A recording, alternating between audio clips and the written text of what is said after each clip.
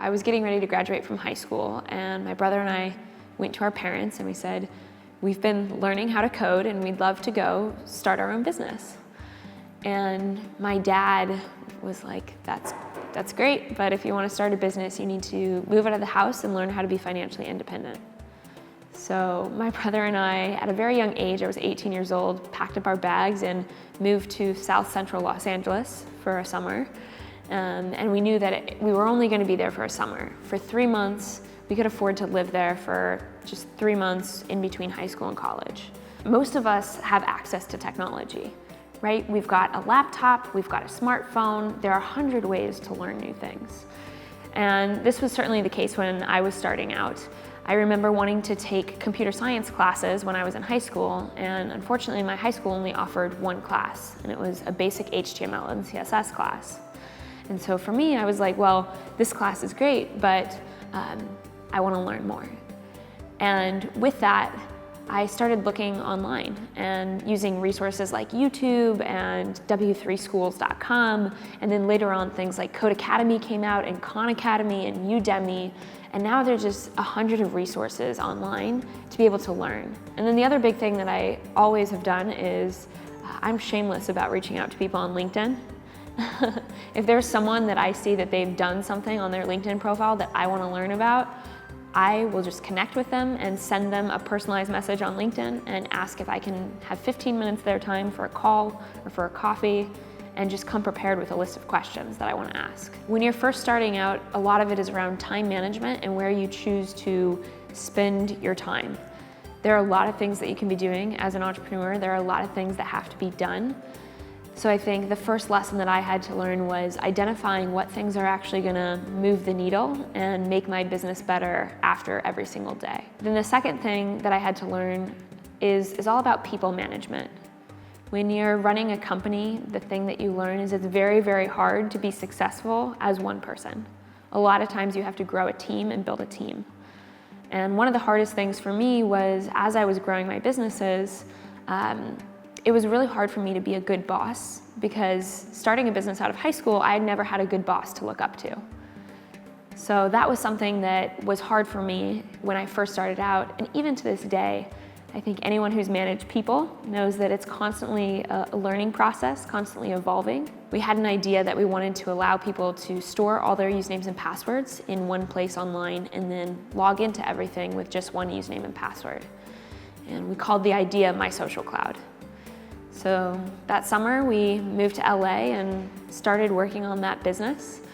And as time went on, we kind of fell into an investment from a few reputable people that kind of launched that project into a full-fledged business.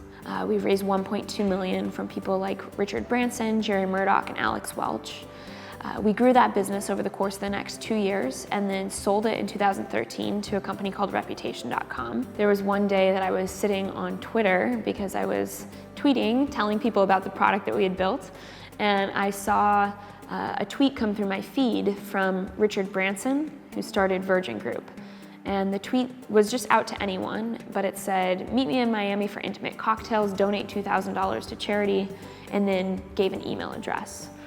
And I took that email address and put it into Google and emailed him and said, "Hey, I'd love to come to Miami with my brother and meet you and learn about how you grew your businesses." And I got an email back from his secretary, and she said, "Great, if you can be here in 48 hours and donate $4,000, then you can meet him." And at the time, my brother and I were these broke college kids who did not have $4,000, and we were living in California working on this startup, and we had to get all the way to Miami, Florida for this event, which is the other side of the country. Make a long story short though, we ended up borrowing $4,000, flying to Miami, meeting with Branson over the course of 2 nights. We got his email address, and then when we got back to Los Angeles, we emailed him and sent him the project that we had been working on. From there, he introduced us to his friend Jerry Murdoch, who's a venture capitalist. And Jerry flew out to meet us in Los Angeles and then took us out to dinner and said that he, Branson, and Alex Welch would all invest $1.2 million in our business. So that really kick-started the entrepreneurial career. So as we started to grow, we started to think, we're gonna have to recapitalize this business and get more money in the door. And thinking about those two things, we were getting ready to go raise our Series A, our next round of financing. And as we were getting ready to do that, we had 3 acquisition offers that were on the table. And so we started those conversations simultaneously to see if there would be anything there that would be interesting to us, or if we really wanted to go the route of a Series A. And as we started talking to companies, one company in particular stuck out, which was Reputation.com. They had an idea for a consumer data vault that they wanted to build, but they had an entire enterprise platform as well. So they kind of pitched us on, it could be a good idea to integrate the software and technology that you've built into the consumer data vault and into the enterprise suite of products that we have. And that was exciting for us because it checked one of the boxes for us, which was we want to move this thing up market and get larger user adoption. And then the second thing was Reputation.com was a much, much bigger company than us. So they had a lot more resources to be able to make sure that our systems were going to be secure. So in 2013, we worked on the terms of the deal and sold the company to Reputation.com. I loved working at Reputation.com. It was a great place, but I found myself 20 years old working 9 to 5 in a cubicle and knew that while I loved Reputation, I didn't want to do that for the rest of my life. So I decided to go to college. I went to New York University in New York City. And while I was there, had the realization again that I am one of those people that learns a lot better by getting my hands dirty and getting in and going and build something from scratch. So I decided to get a book deal, and I got a book deal with St. Martin's Press and published a book with a friend of mine named Jared Kleinert. And the book is called 2 Billion Under 20. And in 2 Billion Under 20, we shared the stories of 75 kids from across the globe talking about what it was like for them to grow their businesses throughout their entrepreneurial journey, how they've used technology to learn, all of these things that are so representative of our generation, the millennial generation. But now I kind of look forward into the future and I look at the millennial generation and I saw that a lot of these people are extremely entrepreneurial. They want to be taking their laptop to a coffee shop, connecting to the internet and working from wherever they want to work. And that idea kind of seeded in the back of my mind that we're moving toward a time where people have flexibility in what they choose to do. And I was looking at flexibility really in 2 ways. I think the way that we experience that is a little bit different depending on who we are. If you have a job where all you need is a laptop and internet connection, you have flexibility of location. You get to pick where you want to work.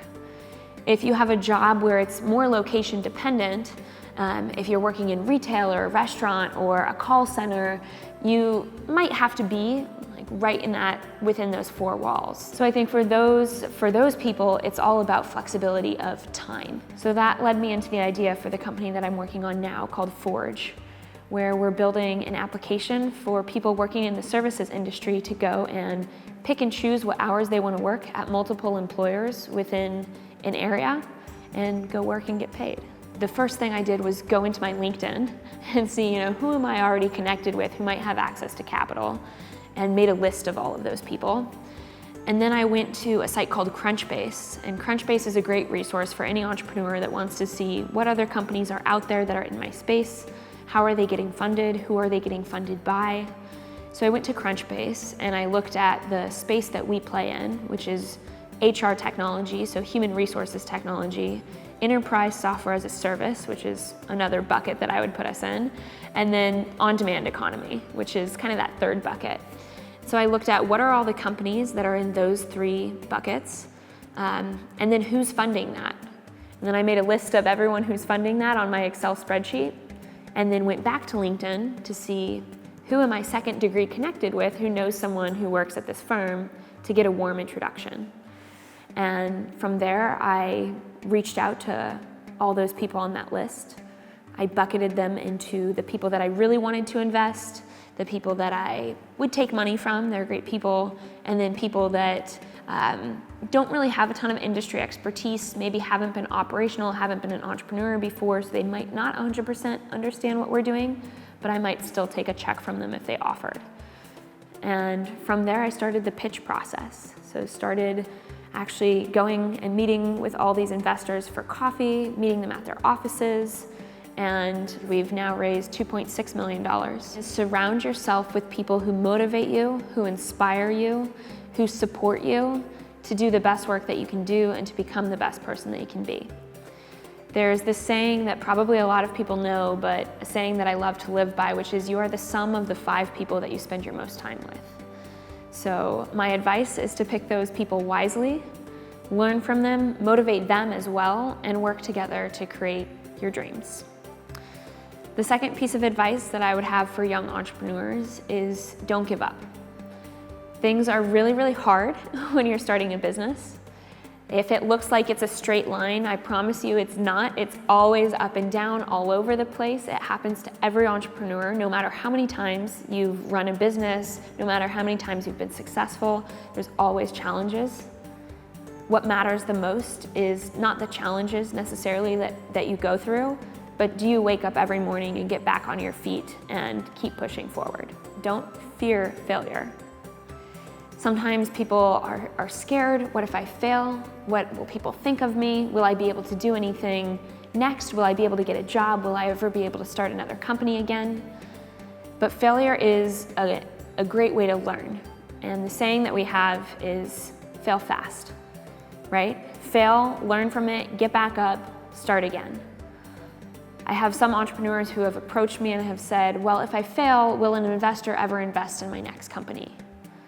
And my personal belief is that the answer is yes, 1,000,000 times yes. If I had an entrepreneur who had never done anything, who had never failed, versus an entrepreneur who had failed and then learned, I would much rather give money to the entrepreneur who wasn't afraid to stand up, try something, even if it fails, learn from it, stand up and try again.